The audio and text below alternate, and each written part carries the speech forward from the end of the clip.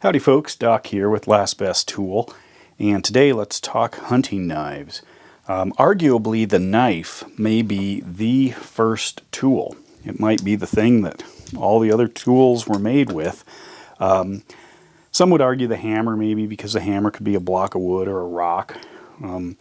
But as far as creating a knife, the knife is so ingrained in our culture that many times we describe the particular eras of history in terms of what materials we used to make knives.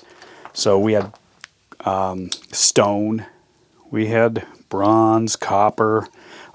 Technically we're in the Iron Age, and we've been in the Iron Age for quite a while. I don't know what's next, the Beryllium Age.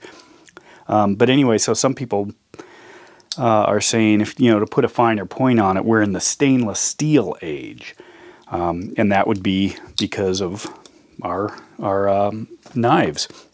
So what I want to do is go over some of the issues that separate hunting knives, talk about some of the things I've learned over the years, and maybe give some advice if you are in the market for a hunting knife. Basically, the hunting knife is for hunting, and in fact it's mainly for dressing game after it's down.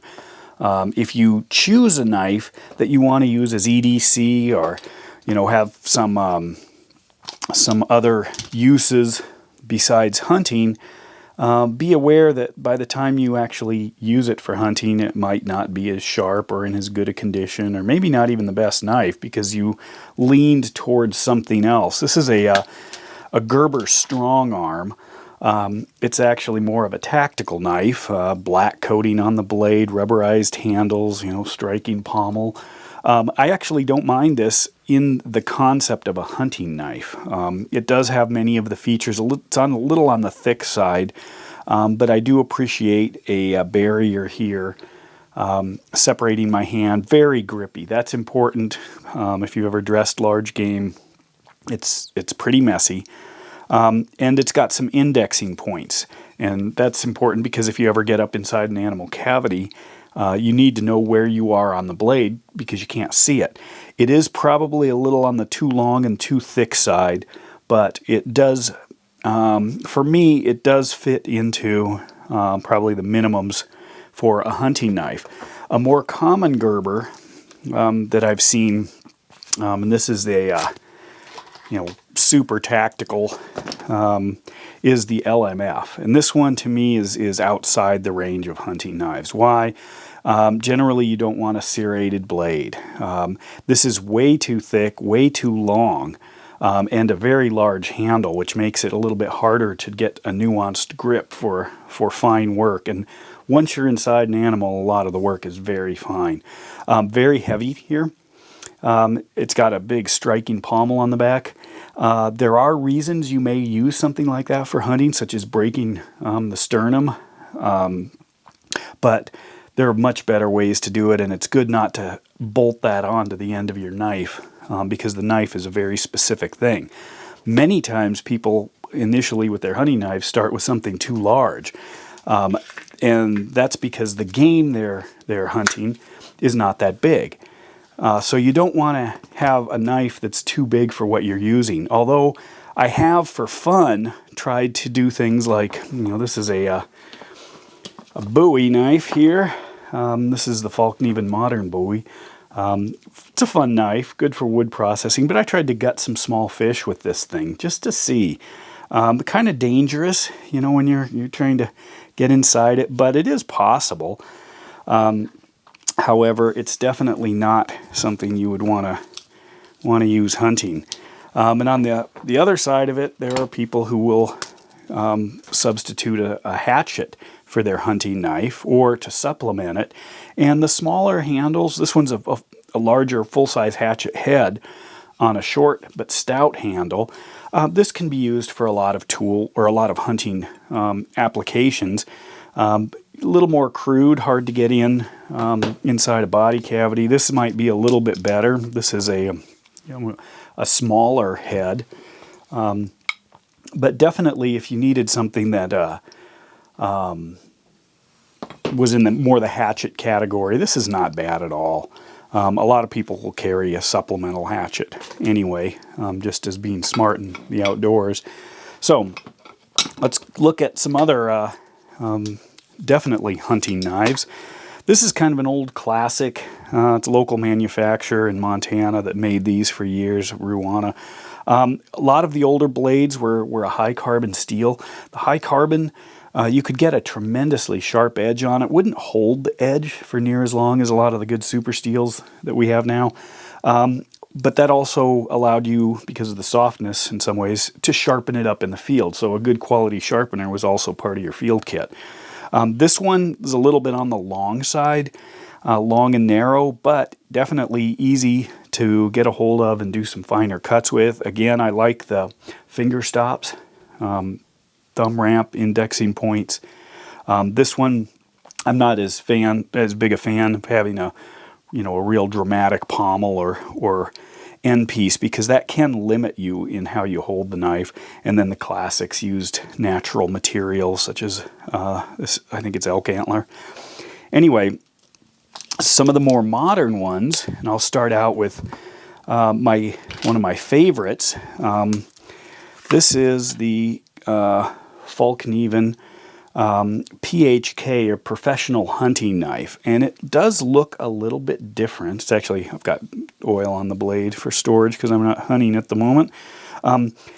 Little bit different. Some features of this knife. One, this is an upswept blade, and I actually like this. It's kind of a combination of a carver and a skinner, so it allows you to do full blade work with the entire radius of the blade, rather than just focusing most of your work up at the tip or kind of chopping in the center.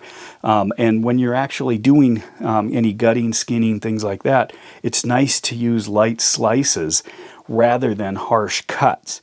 And the blade needs to have that radius so you can mimic the flow of the angle with your arm movement. Whereas other blades, like on this strong arm, it's straight, and then at the end it makes that upswept tip. So this part here may be very difficult to use in any kind of a carving or a skinning, because you can't slide it. You have to push it onto the blade or saw it on the blade. You can't do a flowing cutting motion, and that's really what you want to be able to do. This one allows for that. Another thing is the handle, the way it's designed. It's super easy to both keep clean and to clean. If you have some of the older handles like this, you would get goo and blood and guts basically inside these nooks and crannies, so they were very difficult to kind of keep hygienically clean. You don't need a whole lot else besides a good solid tractionable handle and a blade that you like. This is on the thicker side. I'm actually becoming more of a fan of a thicker blade because I don't have to worry as much about chipping, twisting and chipping it, or I can use it a little bit to pry. Whereas some of the other super thin blades that are on hunting knives, to me, if I'm way the heck out, days out, I do want something I can also count on if I have to for other tasks.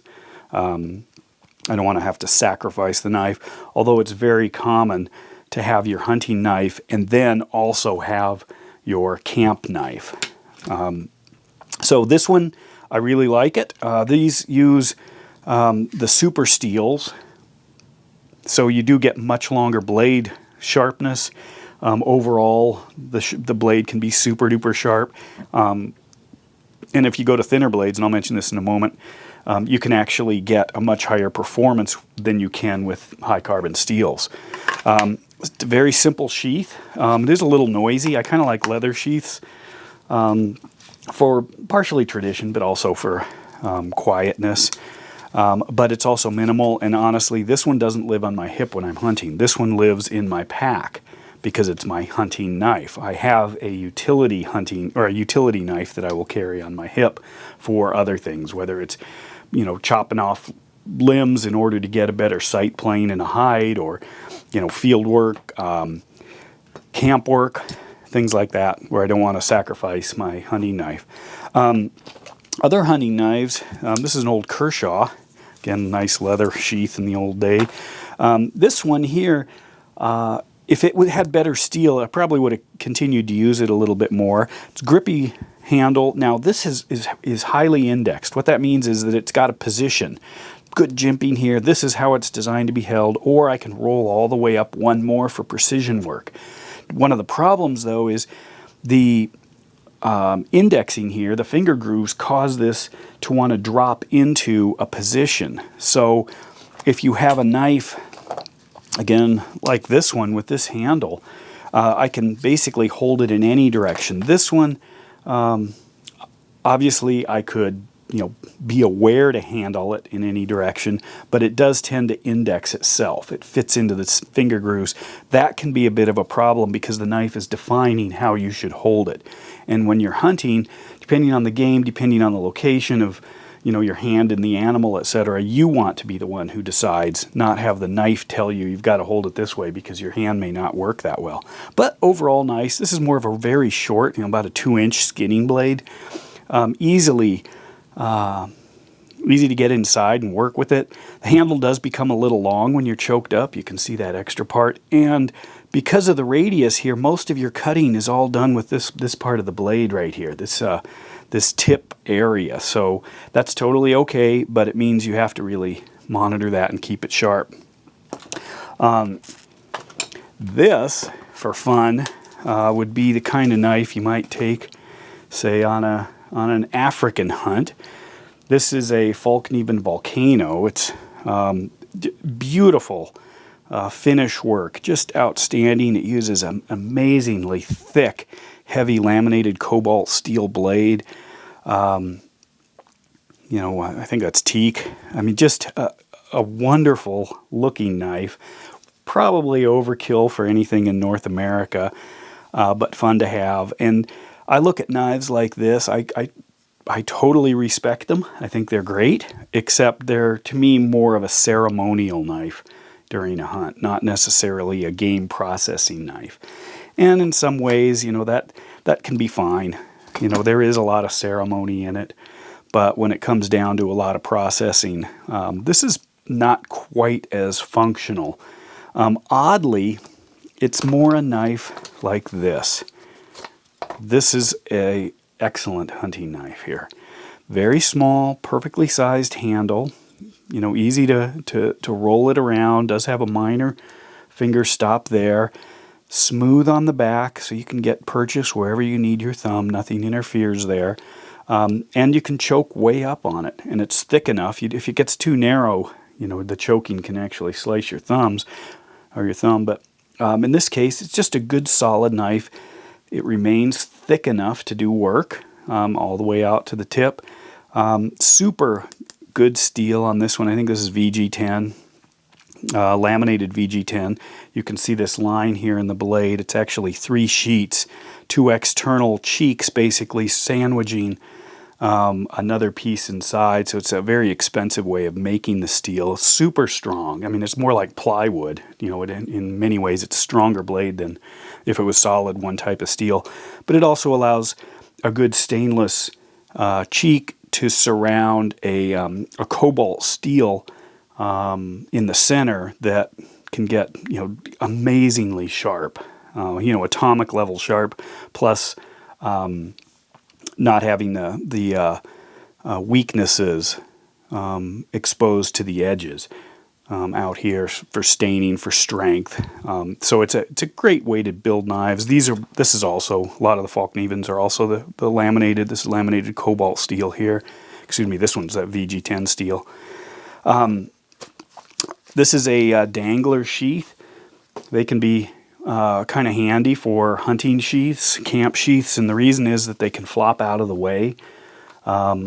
If you're moving around, sitting in a chair, sitting on a stump, whereas a solid sheath, if you slam that to your 5'11" tactical hunting pants, it sticks, and so when you try to sit down, it's going to bottom in, so you're going to have to kind of pry it. So a lot of hunting sheaths use a dangler mechanism. And there's some that have a removable one, so you can actually have it either on the belt tight or you can have it dangling. Some people go after folding knives. And the reason is they can be a lot smaller. Once they're out, if they've got a solid blade lockup like this Benchmade hunting knife, it actually is pretty good, although anytime that you could be inside something and trigger an unlocking, you know, that can get a little dangerous. Plus, they're very hard to keep clean, especially when they're just covered in guts. I mean, it's and this will be almost unrecognizable. It would be so covered in blood and guts and goo. So that's one of the problems with folding knives. However, you know, it takes up almost no room for a big knife in your backpack. This has the G10 handles. I would recommend those over natural, like wood handles. The reason is wood swells and compresses against the edge there, so it can tighten up and also shrink and form gaps depending on the humidity and, you know, whether or not it's soaked in water or blood or whatever. So a little easier to clean. Plus, I can pull this one apart with these Torx screws here and pop the scales off and clean it. And then I also get really good blade steel. It's one of the Benchmade things. It holds in your hand pretty tight. It's a little on the big side, but that's kind of where they're going. Some people have a penchant to use the replaceable blade knives. It's kind of a neat idea, and there's some custom designs for replaceable blades, not for these, but for their proprietary handles. This is good maybe for one or two cuts, opening up if you're very careful, because it's way too sharp, although some people snap that off with a pair of pliers to get rid of that tip. It'll just snip off pretty easily. And then they don't have, you know, you can even round it if you wanted on a grinder. But basically they have the advantage of a replaceable kind of sacrificial blade in a small profile handle. You can have a bunch of blades and not worry about trying to keep them sharp. But I think you lose a lot of the performance, and it's really a good skill to have, both maintaining the blade, using it, and keeping it sharp. Here's a kind of an example of some other knives that